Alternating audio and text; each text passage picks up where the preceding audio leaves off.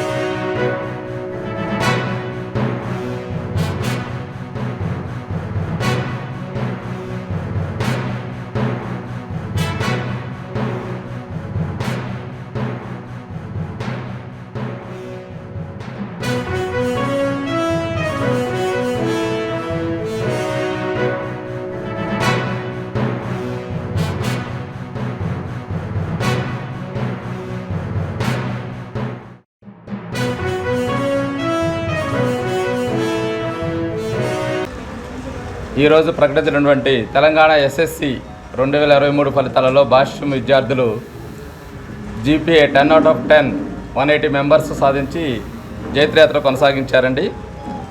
అదేవిధంగా GPI 9.8 and above 392 members, 9.7 and above 583 members, 9.5 and above 775 members, 9 and above 1327 1327 members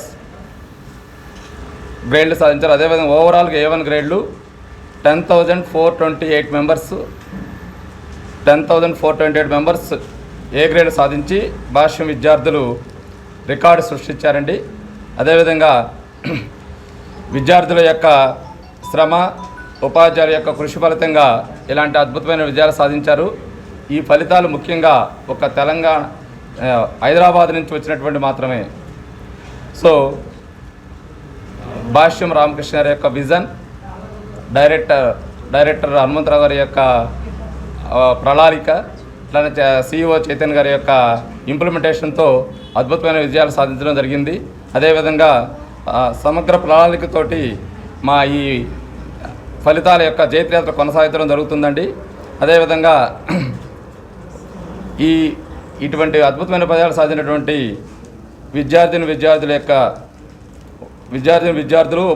ఉపాధ్యాయేతర సిబ్బంది వారికి ప్రత్యేకంగా భాష్యం విద్యా సంస్థల చైర్మన్ రామకృష్ణ గారు అభినందించడం జరిగింది.